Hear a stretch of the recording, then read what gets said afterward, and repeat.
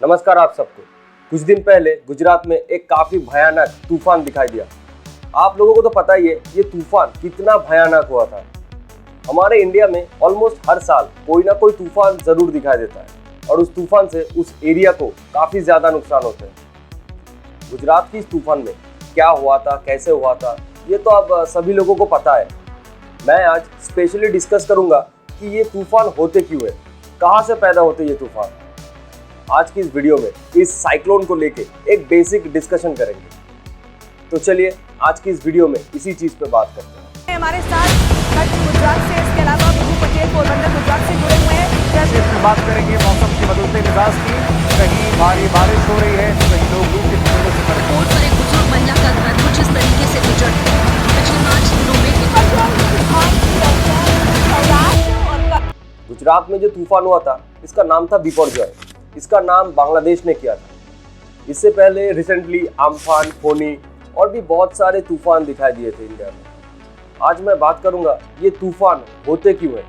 प्रकृति की एक डिस्ट्रक्टिव जियोलॉजिकल प्रोसेस है ये साइक्लोन। मतलब जिस भी तूफान के साथ बारिश और गरज के बवंडर होते उसी को साइक्लोन कहा जाता है। ऑन एन एवरेज हर साल पूरे दुनिया में 80 के आसपास ये साइक्लोन्स होते हैं और ये साइक्लोन की वजह से करीब 20,000 लोगों की मौत हो जाती है। साइक्लोन मोस्टली इक्वेटर या ट्रॉपिकल सीज में होते हैं। समुद्र की जिस भी रीजन में 150 फीट तक की डेप्थ तक तापमान 26 डिग्री सेल्सियस से ज्यादा होते उसी एरिया में साइक्लोन हो सकते हैं। गर्मी के मौसम में इक्वेटोरियल रीजन में गर्म हवा ऊपर की तरफ आ जाती है, तब वहाँ एयर प्रेशर बहुत घट जाता है, इसको लो प्रेशर कहते हैं। तब हवा की उस खाली जगह को फिल करने के लिए पोलर रीजन से ठंडी हवा उस लो प्रेशर वाली एरिया में चली जाती है। इस एयर फ्लो की वजह से काली बादल बनते हैं। हमारी पृथ्वी घूमने की वजह से पोलर रीजन की ठंडी हवा सीधा आने के बदले दक्षिणी गोलार्ध में लेफ्ट साइड से और उत्तरी गोलार्ध में राइट साइड में मुड़ जाती है। इसीलिए दक्षिणी गोलार्ध की साइक्लोन क्लॉकवाइज और उत्तरी गोलार्ध की साइक्लोन एंटी क्लॉकवाइज घूमती है। हर साल जितने भी साइक्लोन्स होते हैं उसका बहुत कम ही तट पे आते हैं। मैक्सिमम साइक्लोन्स तो समुंदर में पैदा होकर समुंदर में ही खत्म हो जाते हैं।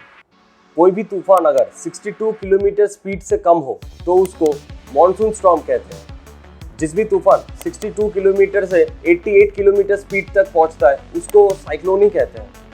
88 किलोमीटर से 117 किलोमीटर स्पीड तक पहुंच जाए तो उसको सिवर साइक्लोन कहते हैं। 118 किलोमीटर से 219 किलोमीटर स्पीड तक पहुंच जाए तो उसको हेवी स्टॉर्म कहते हैं।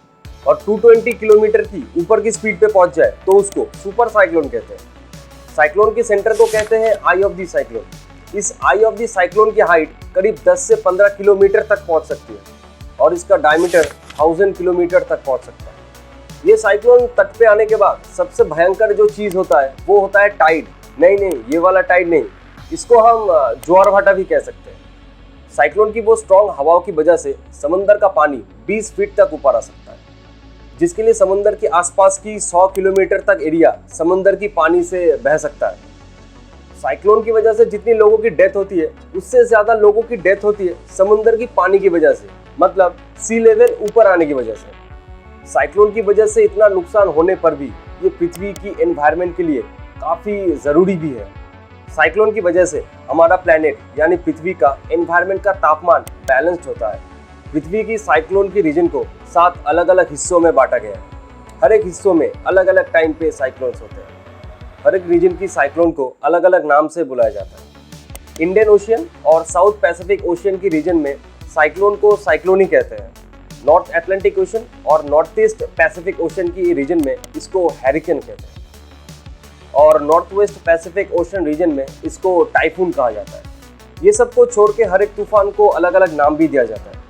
वर्ल्ड मेट्रोलॉजिकल ऑर्गेनाइजेशन यानी WMO ये नाम देते हैं। समुंदर की एरिया की लोगों को अलर्ट करना और जो लोग बोट या शिप से समुंदर में हैं उन लोगों को इन्फॉर्म करने के लिए हर एक साइक्लोन का नाम देना बहुत ज़रूरी है, क्योंकि अगर एक ही समय पर एक से ज़्यादा तूफान आ जाए तो उस तूफान के नाम से उस तूफान को आइडेंटिफाई किया जाए और लोगों को सावधान किया जाए।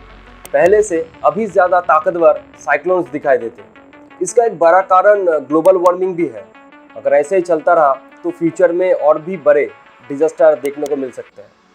ग्लोबल वार्मिंग के लिए सिर्फ तूफान नहीं गर्मी भी अभी बहुत ज़्यादा हो रहा है। इस साल ये जो भयंकर गर्मी हुआ और ये गर्मी जो हर दिन हर साल बढ़ता ही जा रहा है, इसका कारण क्या है?